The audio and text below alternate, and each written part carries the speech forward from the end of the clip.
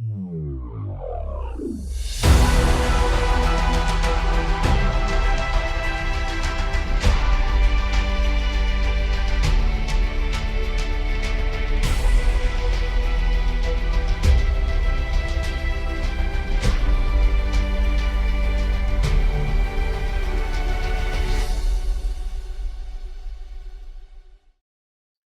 is a long journey which started, I think, even when I was a youngster. It was a curiosity and a passion about this thing called consciousness. And it's remained a curiosity to this day. I'm still curiously involved with this thing called consciousness. But this consciousness was not just about the brain, it was all about the implications of this consciousness.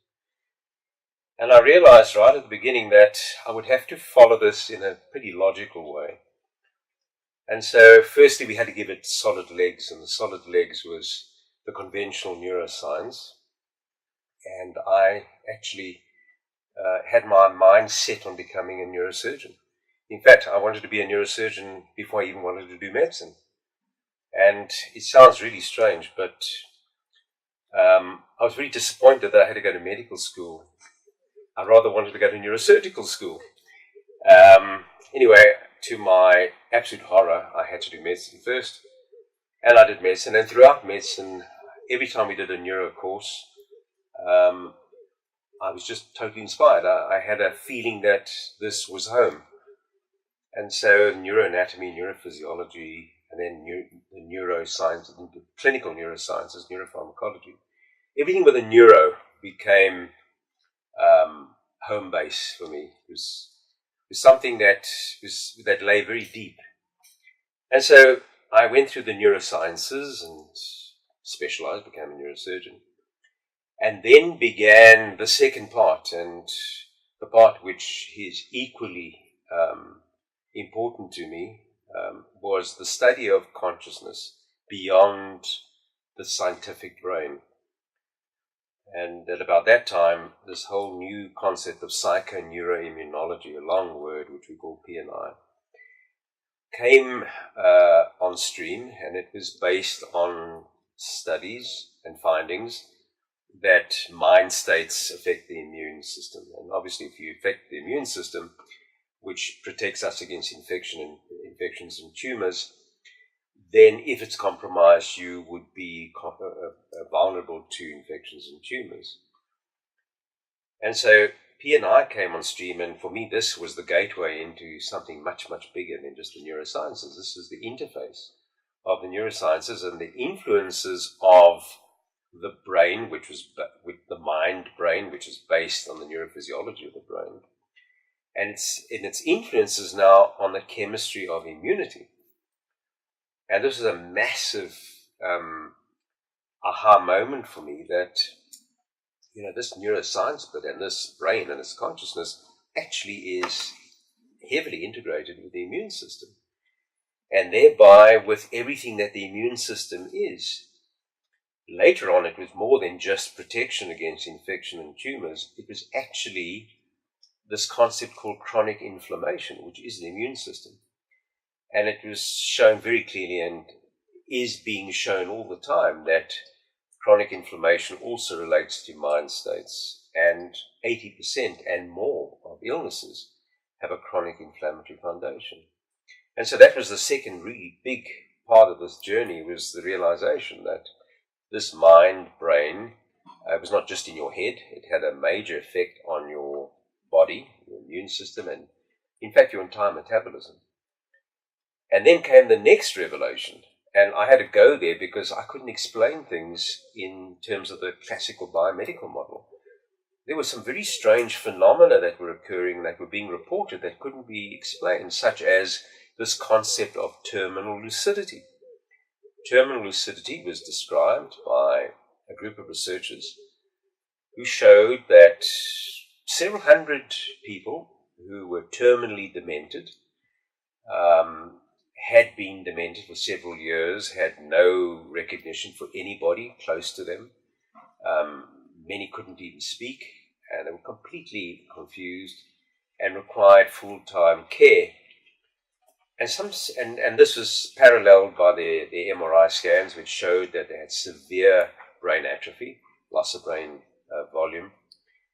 And then, for some strange reason, in this particular group that they studied, a significant proportion developed this total lucidity several hours before they died, 4 to 6 hours.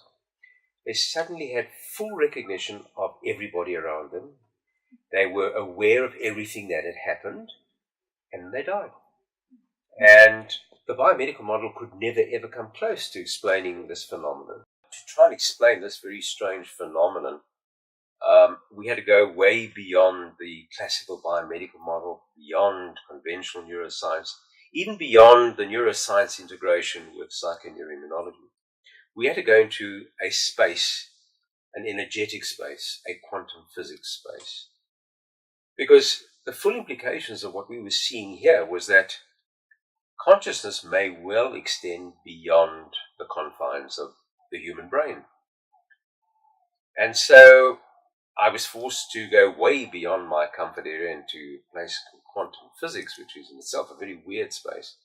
And I actually spent many years trying to fully comprehend what was going on. In fact, even quantum physicists will tell you that if you don't find it really strange and inexplicable, then you're not really in the space, because nothing is what it seems.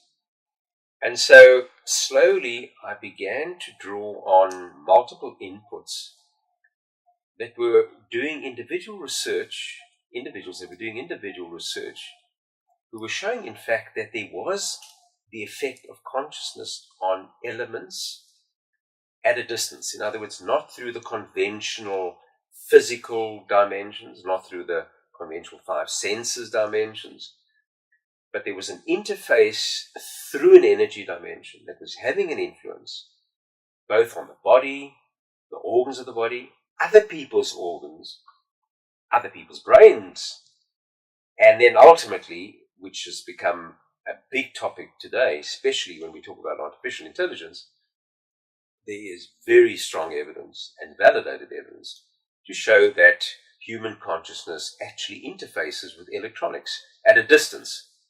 And I'm talking about big distances. And so this phenomenon of entanglement suddenly rose its head. And entanglement was literally the connection between similar entities, which were independent of time and space. And so the model, this original triangles model of mine, which was originally based in the neurosciences and then expanded into psychoneuroimmunology and its integration, now had to be stretched into this energetic space. And so there I was putting together this really complicated, weird thing, and I was really just trying to find my feet. And someone suggested that I come to the Buddhist retreat in Ikopa. Anyway, it took a while before I eventually came, and I eventually did come. And it was a very important, in fact, it was a pivotal retreat. It was given by Louis van Leeuwen, who's the founder of who was the builder of the Buddhist retreat in Ikopa. And he gave an introductory retreat on Buddhism, and I was very, very ignorant of anything to do with Buddhism. And to my absolute amazement, Louis was talking about the applications of Buddhism, and the applications of Buddhism that he was talking about reflected my program that I had developed and was doing in the clinical, in the personal, and in the corporate environments. And it was identical. It was just slight differences in semantics. And I went to Louis at the first tea break, and I said, Louis, this is very strange because it's as though you're talking about my program. And he said, I'm talking pure Buddhism, which is about 2,400 years old. I said, well, I just suddenly realized I've just reinvented the wheel. And Louis looked at me and says, well, I'll tell you what, you're going to give the next retreat. And this was 11 years ago. And I plucked up the courage and I brought my program here, and Louis said, you give your bit and I'll do the crosswalk.